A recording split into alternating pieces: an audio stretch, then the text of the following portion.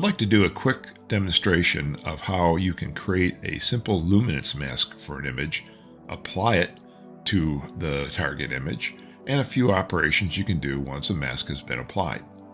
So we're going to start off with this image of M101, which has been partially processed.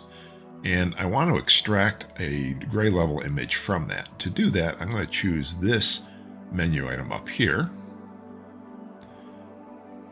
which will extract this gray level image here. This can then be used as a luminance mask for the master image. I can apply it by taking the identifier tab, dragging it to the lateral tray under the identifier tab of the target image, and releasing. You'll notice that the identifier tab of the target image is turned brown. This is to indicate that a mask has now been applied. Let's close the mask for now and pull it out of the way. If I wanted to see what that mask looked like, I can do a Command K.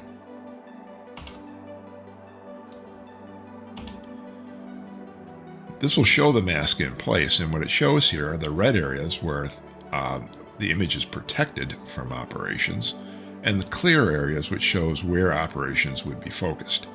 And as we see right now, with this particular mask, we have the ability to operate on the stars and on the higher signal areas while the background is protected.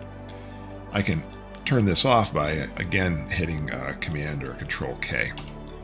So this lets me toggle back and forth. I also can right-click on the image, and you'll find a mask menu there. In this menu, I can select a new mask, I can remove the mask, I can invert the mask, I can enable it, or I can show it, the Control K that we were just doing. You can also change what color is shown. The default is red, but you can choose other colors if you prefer to have that.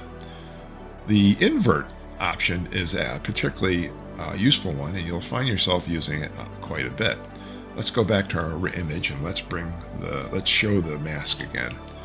In this case, what we're really showing is we're protecting the background and allowing ourselves to have access to the higher signal areas of the image.